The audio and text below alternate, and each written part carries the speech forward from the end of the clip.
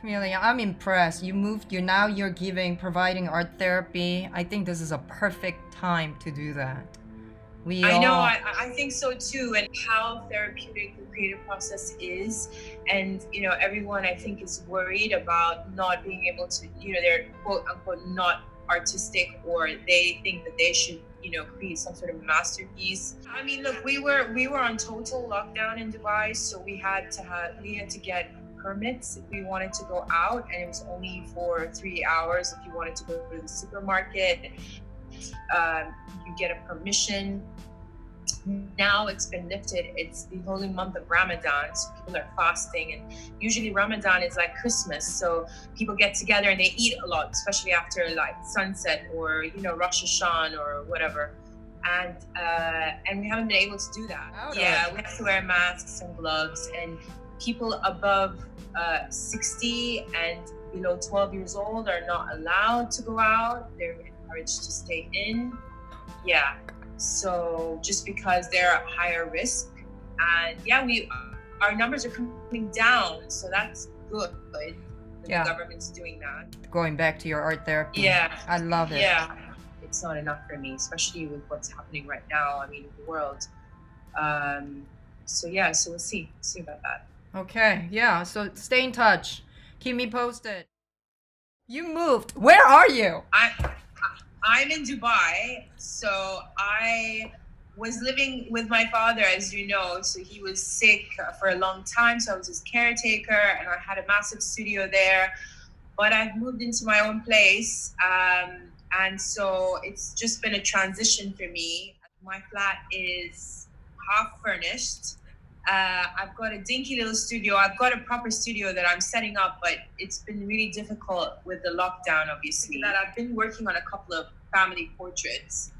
I think just being in seclusion during this whole like Corona thing, it makes you really think about, being alone, and, especially if you're unmarried or you don't have your own family. And, I lost my father. It's a time where I feel like it's really important to family. So I guess that's probably why I was focusing on that. So this is again another one about family.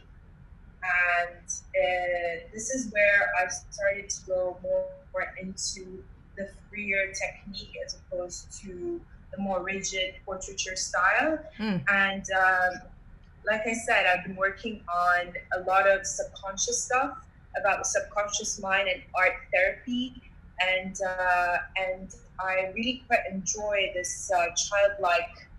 I don't know if you can see, these are my footprints. Yep.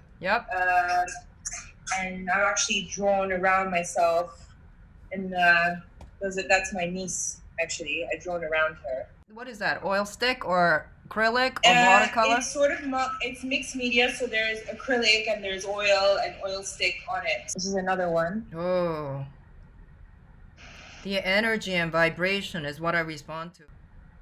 Yeah, and this is very much about energy and vibration, so that's probably why. This is a saying that says that the human being, وَكَانَ الْإِنسَانُ جَدَلًا, that means the human being is continuously changing. So this is my favorite aunt and her grandkids. They're over 70 and under lockdown, so I'm just sort of waiting for the right time when all of this is over, so I can, or maybe I'll send it to her, but I really just want to see her face when she gets it. There seems to be all these splash, movement, action that's included in the background, and especially that little boy on the left-hand side, with his, that is so interesting. This is a style that I picked up just because I think it's very free, and it sort of signifies electricity and movement, and it just really excites me. So it's become sort of a staple in a lot of the things that I've been doing. And these are cheeky kids, so I just wanted to bring that out. They're very animated because I believe that everything is energy. We are energy. We're surrounded by energy. And at the same time, having a visual communication background, I was supposed to go into advertising. And so I did a little bit of study on, how fragile the human subconscious is. I started experimenting with drums, and there was a time where I was always overweight and I never liked exercising. So I started listening to some, subliminal messages that was silent, but you could just hear, barely hear anything really.